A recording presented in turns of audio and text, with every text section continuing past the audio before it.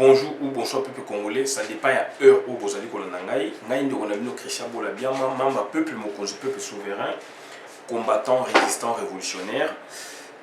PNI ezali donc politicien non institutionnel. Nazali koloba makambo o ba politicien bazali incapable ya koloba yango. Yango na biso na bango tozali na partage ya makambo ya politique ya mboka. Bango bazali politicien institutionnel, ngaza politicien non institutionnel. Donc na yemi mingi ko répondre Jean-Claude Mouyambo. Na ko répondre ce monsieur Batindiye na Moïse Katumbi patron na ye, mais hier azam teli boso oyo a critiqué Moïse Katumbi ou a cela Moïse Katumbi vidéo sur la criminalité économique ne ba dépesa donc Jekamine, c'est bien lui. Et à côté de Boloko, tant à côté de Boloko, à côté de Boloko, ezali Martin Fayulu, à côté de Boloko, Mutateka qui est ezali Vital Kamere, et Vital Kamere le comme directeur il y a cabinet il y a Félix Antoine Tshilombo, et hier bazope sa bango mission ezali hier. Donc Jean-Claude Mvwemba, Jean-Claude Mouyambo, Franck Diongo, trois bulldogs wana na bino ba bulldog. Donc, toko lia bino, toko silisa bino. Ba bulldog ya Moïse Katumbi, ba bulldog ya Félix Antoine Tshilombo, ba bulldog ya Hippolyte Kanambe, puisque bino tout bozali na kamoko, donc toko silisa bino. Mayele na bino oboyaki na ngopa bobomi rassemblement tant que salami na ndenge et salami bosali ba PV bosangisi batu tant que kufi PV zalakité. Donc après vous créez un chaos, un vide au niveau donc de l'opposition. Cette fois-là maintenant donc l'opposition comme ce poids facile na pouvoir. Cette fois-ci boyé bino batu ensemble na tête na Moïse Katumbi boyé bosangani bosali la muka pour que Moïse Katumbi a bomango de l'intérieur bosuki na fino bosuki. Donc phase oyo boyé bo préparaki bien que bon on va faire ça Félix Tshisekedi va passer président de la République puisque le toujours yeba yango que bo trasaki ndengwana et qu'à un moment on va tuer la Mouka. Donc il y aura un chaos, un vide comme ça. Félix Tshisekedi, donc en fait Tshisekedi, Félix Antoine Tshilombo, Antoine Tshisekedi, donc il va maintenant régner en maître absolu. Bosuki, peuple aza dupté. Bosuki, leadership obino Lukaki et Kimi Bino, légitimité obino Lukaki et Kimi Bino. Donc, naïe vraiment qu'on vend de la Mouyambo. Naïe qu'on vend de la Mouyambo. Mouyambo, tant que yo côté qui boloko, France, Martin Fayulu n'a côté qui boloko. Dynamique de l'opposition, d'abord c'est dynamique de l'opposition. Martin Fayulu a une dynamique de l'opposition. Dynamique de l'opposition, vous sali yango, leadership, leader et Bimaki, c'est votre leader naturel, c'est Martin Fayulu. L'histoire est là. Tant que cette dynamique de l'opposition, na terrain automoni, na semi-soulèvement populaire, votre leader c'est Martin Fayulu. Ça c'est l'histoire. Yona no côté boloko, ba kanga kyo le même jour ou quelques jours après. Ba kanga ok boloko, les faits sont cristallisés dans l'état et dans l'espace. Votre leader déjà dans la dynamique de l'opposition, donc naturellement Martin Fayulu déjà a émergé qui. Na vie ce que mutu a émergé, il faut ndimaye. Na vie ce que mutu a émergé, il faut ndimaye. Donc oza motema mabe motema likundu. Yo zali na prévité, yo zali na boloko. Est-ce que Martin Fayulu ndako tsako boloko? Yo zali na boloko et ça dit biso passi. Alors qu'aujourd'hui vous venez avec d'autres théories pour la luka, pour renverser makambu. Bande konangai aujourd'hui depuis ma maison j'ai fait une vidéo. Depuis ma maison, je fais une vidéo. Tout ça sous la télévision unique. Mais c'est n'importe quoi. Martin Fayulu a gagné. L'élection, le peuple élection. Yo Mouyambo, vous avez dit la boloko, mutakango la boloko, y'a Martin Fayulu. Mutakango la boloko, y'a Hippolyte Kanambe, ba camarade na ba Moïse Katumbi, yo détruisaki. Ba camarade nae ba Félix Tshilombo oyo lelo obani ko selo zali soufi fo zali domestique na bango et le lot vous s'en prendre na muto a gagné qui puisque après si mot d'ordre beaucoup musco bino tout boit attaquer boya boit attaquer biso peuple tous ali wana to ko répondre bino et tout na sengi na Martin Fayulu a répondre à bango te tozana pour ko répondre bato ndenge wana ba souffrir ndenge wana ba subjuguer politique moi ndenge wana tiens mais vous venez pour distraire les gens. Vous faites vos vidéos quand, vous intervenez quand, au moment où nous on est dans le processus, il y a soulèvement populaire, il y a pillage populaire, et vous vous dites, vous êtes politicien. Je m'adresse à Mouyambo. J'ai la bino ici, j'ai on a ici. Tiens, vous blaguez avec des gens facilement comme ça, bah doit couper, bah doit souffrir. Bolingi statu quo, occupation des alliés, yo quoi occupation des alliés. Occupation ezali wana ba Rwandais na bazali na kata mboka donc biso to ndima donc mboka na biso etika na ndenge wana seko na ba Rwandais puisque yo soki mbongo na même technique na AFDEL vous êtes vous avez produit AFDEL vous allez ba produit à AFDEL yo ba Moïse Katumbi ba Kanambe ça c'est votre truc vous avez produit à AFDEL. Avant AFDEL, est-ce que Bissot Toyeba Bino? Est-ce que avant AFDEL, Bissot Toyeba qui Moïse Katumbi Azali na Katanga, Azosa commerce n'est normal, un commerçant paisible et tranquille dans son coin. Azote Kababilo Gonae. Les lois comme milliardaires, comme Moutate Kaba diamant, ba cuivre, ba or, ba nini, ba matière, il y a l'État. Vous volez facilement des millions de dollars.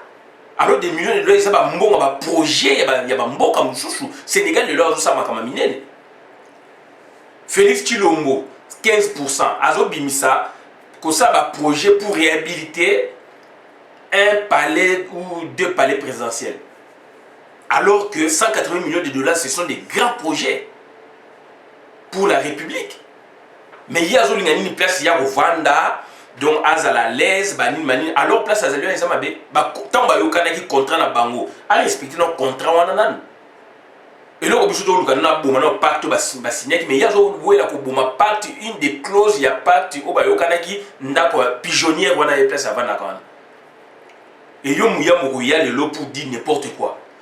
Je m'adresse à Jean-Claude Mouyambo. Il faut faire beaucoup d'attention. Dans une chose, dans ça qu'on s'adresse à Jean-Claude Mouyambo. Il faut faire beaucoup d'attention. Dans ma camouflage, on le bagarre. Aux alliés normal, aux alliés normal. Mais il faut arrêter quand même.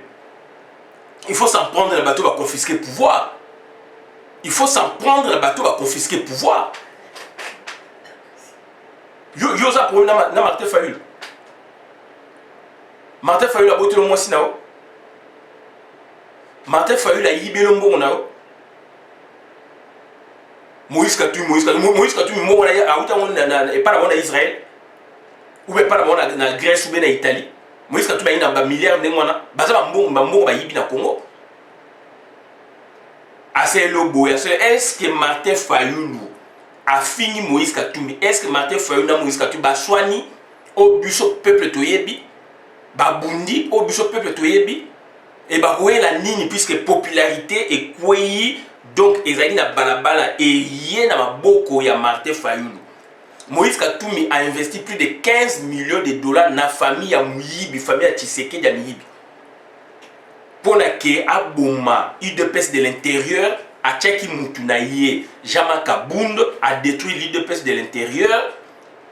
Et hier, à mon avis, dividende la politique, donc Papa Tshisekedi, il faut achever à Koufa. De sorte que la popularité, on a Ekoya Bango va récupérer.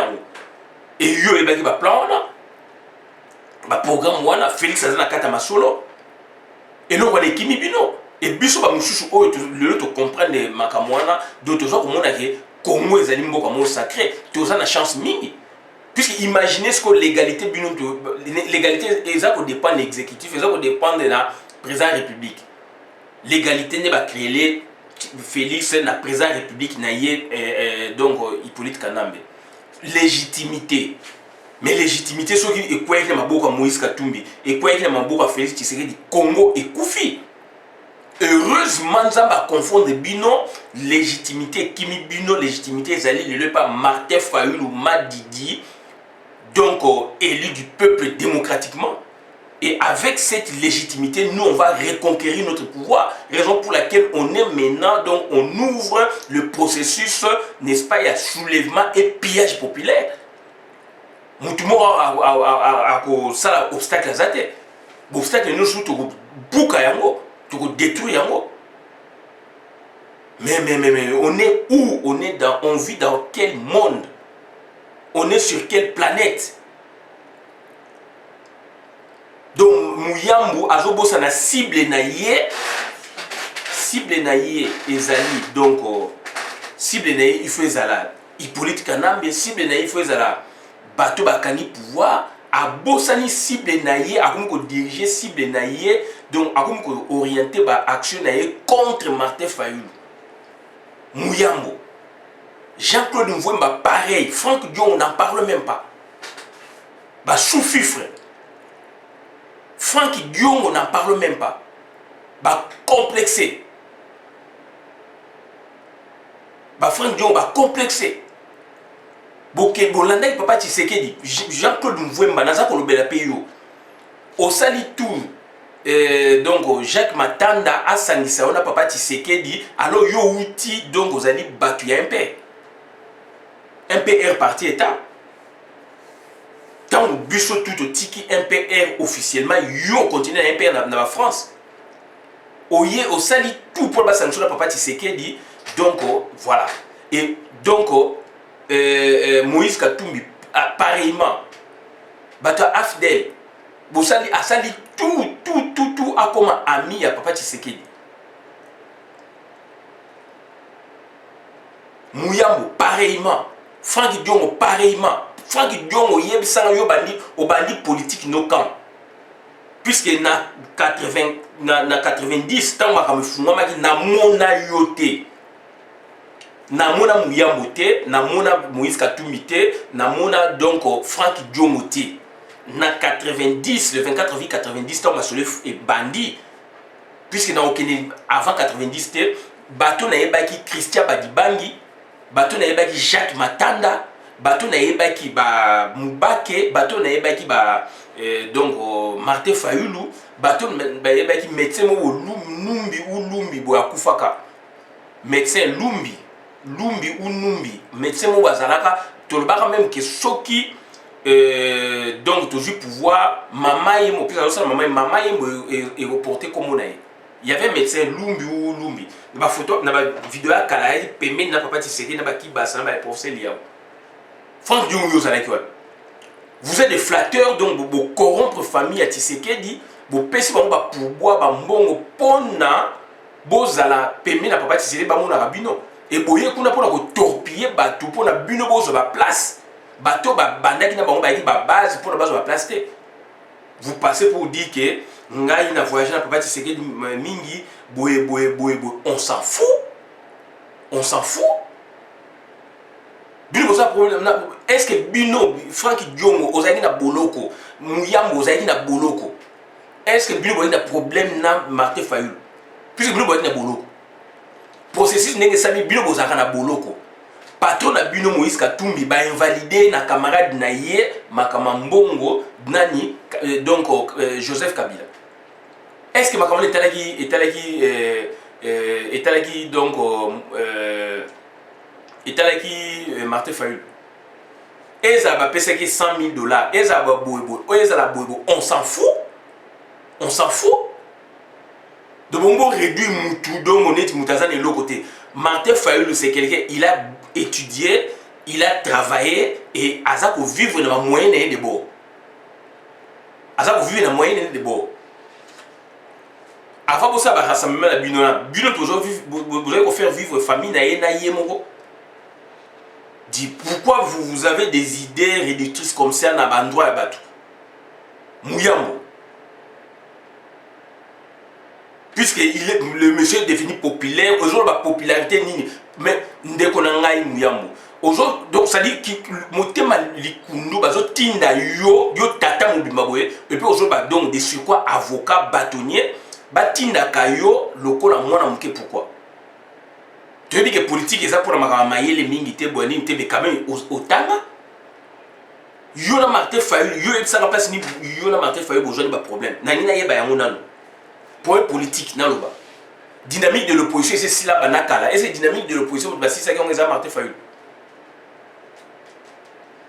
dynamique de l'opposition et à la branche mo mais tant on le et dynamique de l'opposition et sous ka place et sous kana est-ce que c'est Martin Fayulu yo zali na babolo kuna o lokole katani mabe o boebo mabe toujours ko compatir na malheur na yo o bima pono sa biso ba désordre Franck Diongo paraît to compatir na malheur na ye akobima sa biso ba désordre puisque vous êtes des sous-fifres vous êtes ba sous-fifres politiques avec les thèmes mentalité politique na biso ko matata de bolingi statico mboka ezali bien te ituri baza ko ba tout chaque fois pillage à un niveau nyosho.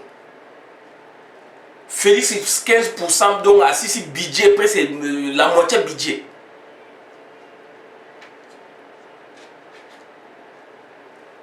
États-Unis bazo senga na yé donc assez la bango musala donc ça dit bandimi pour na sous condition États-Unis d'Amérique boye bien haut. Macron a lobé on a qu'une face et défaire na Hippolyte Kanambe mokileye bien haut. Est-ce qu'on est à Martin Fayulu? Si on a pouvoir comme un ministre, qui n'est pas comme son ministre, beaucoup de ministres au Salani. Beaucoup de ministres au Salani, puisque le Congo aujourd'hui, ça va défier, ça va ranger. Cause un ministre, c'est quoi? Mais nous voulons des défis. Il faut relever les défis.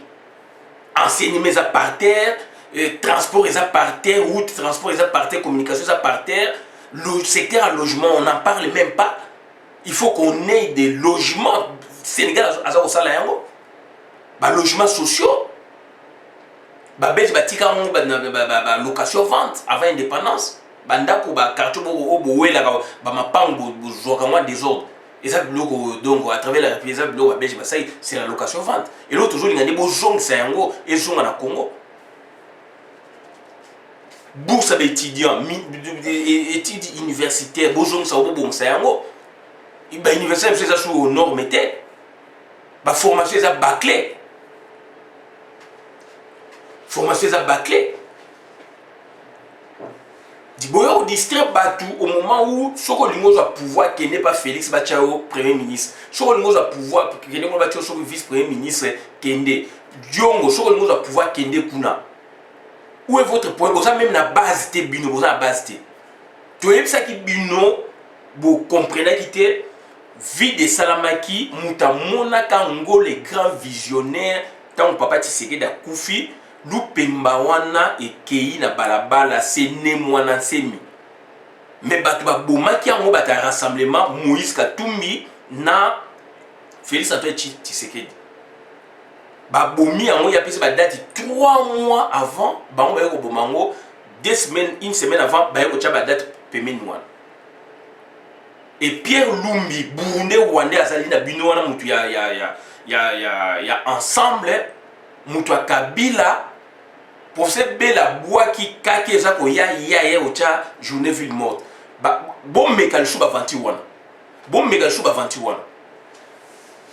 Bozo sakana batu bendeni. Bon, on a battu le roi Badamike. Tiens. Ourobake, Ozali populaire. Il est populaire. L'homme populaire du Congo, c'est Martin Fayulu. Oboy Salam Okilinao. 5 ans, Ezaïe. Oboy Salam Okilinao. 5 ans, Ezali à Martin Fayulu. De jalousie, dans les années 5 ans, on a loupé Moyazui, on a Tongolié, Ezali loupé Mbaya Congo. On s'en fout dans la mouka, dans le bayango, on s'en fout, on s'en moque. Que Martin, que Moïse Katumbi, donc Mandane est aussi la paix, la mouke Koufi. On s'en fout, on s'en fout, on s'en moque. Moïse Katumbi, il est qui? Moïse Katumbi, il est qui? Nouveau riche dans le Congo, on en a connu des dizaines, des milliers, des 60 avant AFDEL. Vous avez l'État, l'État. Mais donc on est tous dans le monde ni, tous dans le monde ni. Sur la PC qui est fusée à ça en propagande, sur la PC qui est bateau à ça en propagande, on s'en fout. Donc les alliés dans le temps et dans l'espace, c'est dans l'histoire. Et aujourd'hui, c'est Martin Fayulu Madidi, l'homme populaire, providentiel à Congo. Au bout, il s'en et puis, au niveau Lobake, aux Apollo Lobake, aux alliés populaires, aux alliés comme les députés, mais Mouyambo, aux alliés juristes, ou alors aux autres comprennent les terres. Bazoïb Sabino, tous un multipartisme, mais aujourd'hui, tous alliés un monopartisme de fait. Pouvez le contraire, on vous parle du multipartisme na Congo, plusieurs partis, mais il y a un parti moko lelo na Congo, mais sur le plan de fait. Et ça dit observable na fait na terrain. Nous sommes tombés sous le monopartisme de fait et non des droits. Tout ça, le monopartisme, le FCC c'est du monopartisme, c'est le parti unique na Congo. C'est le parti unique na Congo. Martin Fayulu et Nabatu ya la muka o baza ko bunda sincèrement bango ni mutu ba ko relever défi et ça binoté. Donc tous ali donc na monopartisme de fait et côté na Congo. Voilà. Il faut à la terrain, ça ka texte les ali on a donc cache sexe. Il faut que la voix louana au la réalité. Na terrain zani. C'est le monopartisme yango ba imposer les busso. Félix Tshisekedi a juité, imposé, puisque c'est le parti État qui décide. Et fondateur du parti État, on a donc monopartisme FCC, Hippolyte Kanama Zalion. Il faut s'en prendre à lui. Mutabomi Mboka, on a même sur le bloc de Tanzanie, le régime de Tanzanie, il faut s'en prendre à lui. Et puis vous parlez, quand vous parlez du problème congolais aujourd'hui, il faut faire du stop quelque part. Puisque c'est des couleuvres qu'on nous fait avaler. Et ça va couleuvre au bazo mesabiso, va poison bazo mesabiso. Et ça va substance nuisible à la santé nabiso politique. Parlement nande yozo loba yo muyambo intellectuel. Parlement de Yozol Bande, Parlement de Martin Fayulu, Azaïa va combien de députés, mais il y a eu arrangisme. Il y a eu arrangisme. On connaît maintenant ce que vous avez concocté. Moïse Katou mettait dedans, Félix Tshisekedi dedans, dans le complot pour que Hippolyte Kanama, pour que le Tutsi Power donc récupère le pouvoir dans le Congo. Et aujourd'hui, vous allez mal. Parce que Martin Fayulu Nzambe a matissé, Martin Fayulu a bloqué le Kouana, à Kanyango, au Boïsa Mokinayo, au Kozana que le Ozana Sima Martin Fayulu. Et d'ailleurs, vous n'avez même pas candidat, Ozana Sima Martin Fayulu, Yo Mouyambo, Yo Jikse Mouvemba, Yo Franck Diongo. Vous allez à la queue le.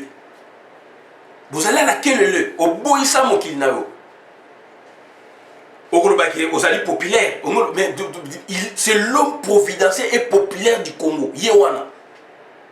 Légitime Yewana. Démocratiquement élu Yewana. Tala bagalo et belé au bicho tout ça pour passer. Bicho peuple net au tombeau lié. Yo zala quitté. Bato bazo kumiso ba koka quitté puis ba invalida ki bango. O bazo tinda yo. Tata mobimba tinda kai. Mais il faut arrêter. Il faut arrêter. Donc, ça dit, Parlement, constitution, construire, on est dans l'okuta, vrai et comme il faut, faux et comme il vrai. Sur base de ça, il y a un jour, Martin Fayulu a gagné, a gagné. Résultat concordant, il y a Senko, na mérité Misaki et l'axi dans le monde. Basali ndenge nini ba boyi ko pesa ye ba député o ya gagné qui majoritairement ba longoli yango ba pesa yango na ensemble ya Moïse Katumbi puisque ba yebe que Moïse Katumbi lobi akoyi ko ya na plan de ndezai akoya pour na récupérer partout quand on parle de députés au bazali na ensemble donc ezali ba député nde ya la ya ensemble. Et ensemble faisait partie intégrante, il y a la Mouka à une certaine époque. Et aujourd'hui, Boza sous Nakata la Moukate. puisque vous avez des désordre au Sakanate. Vous avez des députés à la con. Vous avez des députés donc il y a rangisme.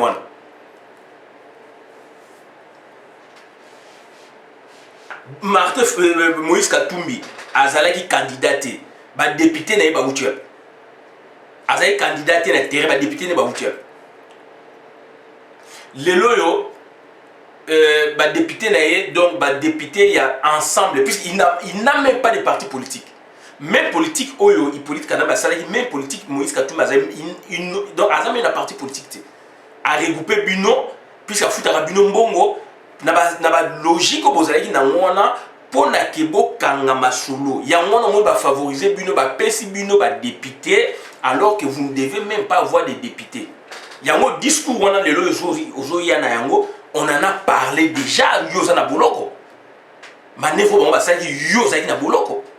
Ozongi si joana lelo pourquoi alors qu'on en a parlé on l'a enterré au déterré on eximé on lelo pourquoi. Et na veille, il y a Suleiman, il y a processus Suleiman populaire. Pourquoi? Aux Zongsiango parce que donc bah yebisio parce que bateau yo oyo ba patron yo ba koki makamute bazo tinda bino bolo baka alors c'est un sujet déjà dépassé donc il a déjà traité. Comment expliquer? Au lieu qu'on le bela yeme yo le belande Félix Antoine Tshilombo. Au lieu que le Mafa, le bien de Félix Antoine Tshilombo, puisque hier, soi-disant gagné Azali président, mais n'a parlement Azana Batuti. Donc, parler de Kuna, c'est là où tant au Kenekoto Kuna, au moins la logique, ou au pesa ka Martin Fayulu raison. Ce qu'on peut pesa, mais histoire et qu'on rattrape yo, vérité qu'on rattrape yo, parce que nous avons gagné 62%. Baboyi ko pesa ba député puisque ekozala na logique o ba on ba lingiti et puis ba tricher pe mabe pour muto trichaka baboyi ba pesi Félix pe baboyi ko pesa ye ba parlementaire alors que vote ça mec il a dit couplé d'autant qu'on voter mutu na yo président immédiatement ko voter pe batu ya parti na ye quand cette logique est simbi par rapport à Martin Fayulu Babo ko présidence, babo ko parlementaire, tu vois que la logique est simbi. Babimisi ka mon parlementaire, la logique côté Martin Fayulu est simbi, mais construction logique n'a pas comme erroné. Na zone côté la logique na raisonnement na bino. Côté Martin Fayulu la logique bino ko construire et simbi boboyi ko légaliser élection naie, azali président boboyi puisque y a élection couplée, ba voter résultat mon monde entier 62%, c'est une code américain. Si koyo immédiatement ipso facto alike ko za une majorité parlementaire. Bolongo li yango bo pesiye kaka yemoko. Logique na bino. Makam na lobi te bo changate logique oya bino construction nango pour la Martin Fayulu. OK, vous avez bien raisonné pour construire votre tricherie. Na kaya Martin Fayulu. Mais tricherie na bino place comme illogique. Boye n'a pas construit pas ya Félix Antoine Tshilombo puisque vous voulez donc avoir ficelle donc tirer ma ficelle bo PC présidence puisque a joie quitter bo ko PC ba parlementaire et ba parlementaire so bo sen bo dispatcher on ko na mutu préféré na bino la muka donc na préféré na bino ensemble donc Moïse Katumbi bo PC un lot bo loger na plateforme bo un lot bo loger na plateforme un lot bo loger na plateforme et IDPS bango bazui le mode mobule bimi awati même na biloko ya ba gouverneur mobule bimi et yo muya mo juriste oza ko ya ko ba biloko est-ce que ça normal mutu ne fait ko na scanner mutu ya muyambo il fait ko na scanner na boloko uti oza normalité. Puisque un juriste, il faut maîtriser donc la subtilité. To côté na monopartisme de fait, les droits n'est pas tant ce qu'en disent les textes, c'est ce qu'en font les acteurs. Donc aujourd'hui, nous sommes sous le coup, il y a régime, il y a monopartisme. Donc parti unique na Congo. De fait, n'habite de fait. Qui n'est pas officialisé, qui n'est pas déclaré, mais on vit ce parti politique de fait, donc parti État. FCC, UDPS, il n'y a plus rien. Et nous avons la chance encore qu'aux abattus locaux là, donc Martin Fayulu là, maintenant, bazali qu'on s'opposer quand même. Quelle jalousie, quelle jalousie. C'est l'homme le plus populaire. Au passé, il ne me profite pas trop, là, au passé, il ne me profite. Malheur pour Nabino et Nzamba Tchèque le beaucoup. Donc, tu sais, ce qu'on va mingi, donc, déclaration, il y a Félix Antoine Chilombo, na TV5, Oyo, Azali Koboya, organisation, il y a marche, donc, a confirmé, décision, il y a gouverneur. Donc, il y a Koboya, marche, na Congo, Koboya, donc, on va bien une marche pacifique, mais, bus, c'est soulèvement populaire, c'est un processus. Processus, c'est Nini, un ensemble d'activités corrélées ou en interaction qui utilisent des éléments d'entrée pour produire un résultat escompté. Donc, à partir de demain, donc à partir d'aujourd'hui, puisque je fais cette vidéo déjà, il est presque 3h30, à partir d'aujourd'hui, donc aujourd'hui c'est les 30, donc c'est le processus pour libérer le Congo, pour libérer notre pays. Ce processus est activé. Donc, c'est-à-dire soulèvement populaire, piège populaire donc, est activé. Personne ne va les arrêter ou ne va l'arrêter. Donc, c'est-à-dire on est en processus pour libérer notre pays. C'est parti, c'est fini. Donc, tu vas aller statu quo, donc tu vas balayer Bango. Donc, Franck Diongo, médiocre, Mouyambo, médiocre, J.C. Mvouemba, médiocre. Vous avez souffert, vous êtes subjugué par des gens au but de vous puisque vous avez quand même batamaïl. Mais vous avez Hollanda puisque vous allez subjuguer politiquement. Donc vous avez statu quo. Donc plan de bine des nini, vous sangisa, batuba sangana à un moment beaucoup boma la mouka de l'intérieur n'engue boboma qui donc au rassemblement. À quelque chose là. Ensemble pour na Hassan Sabato, alors il n'a pas de parti politique. Il joue avec l'argent de il y a beaucoup de mbongo na libumunaye na basaka mbongo. Donc tout ça nini pour que bazako viser élection kozala mabe ou pas muto ba kochawana pour na ke ba ya ba détruire pour na ke makambu lobby ba bomi la muka ba bomi plateforme donc le pays ne se retrouve plus avec des opposants par exemple. D'où maintenant, la place, le champ libre est laissé, n'est-ce pas, Namutu, au dernier président de la République pour l'araignée. Il est élevé. Et Félix Tshisekedi, donc, à Oleka, n'importe quoi, la TV5, démocratie, état des droits, Félix Tshisekedi, donc, yebaki, okukuta, biso, nanzela, nao. Mboka wana ezali déjà mboka ezali décret tout ça le processus de démocratisation bozongi siango sima ekosimbate boza kozongi sango sima ekosimbate et lelo yo zali rwandais okomi donc c'est-à-dire ozali congolais naturalisé rwandais puisque moi si na zali rwandaise donc aujourd'hui nationalité aussi ya famille moi si na aujourd'hui nationalité ya famille moi si na c'est normal puisque ce que moi si ou bali moi nationalité ya muninga. Donc aujourd'hui na démontré yango donc tous allez vivre donc na Kigali na kati ya Congo. Donc c'est à dire ndenge zali wana ozali le na double nationalité. Donc nationalité à Congo et puis aux autres nationalité ba pesio nationalité à Rwandais.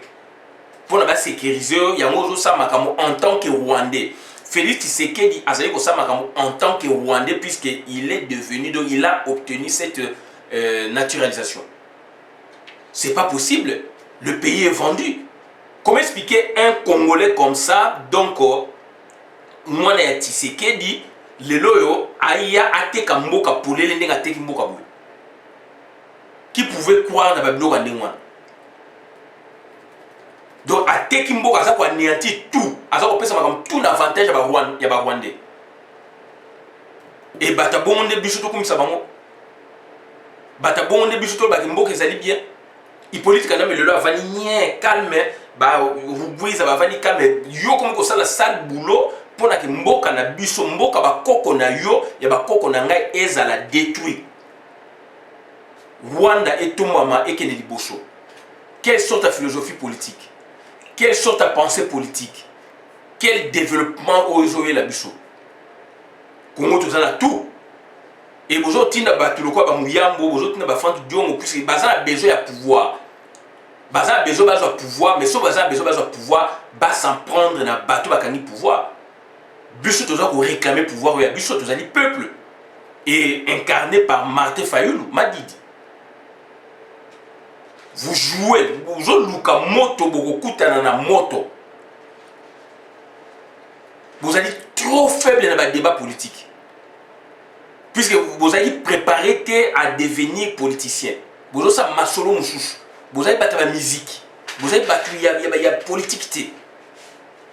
Vous allez battre la musique. Vous allez battre la masolo moussous. Vous allez battre la politique.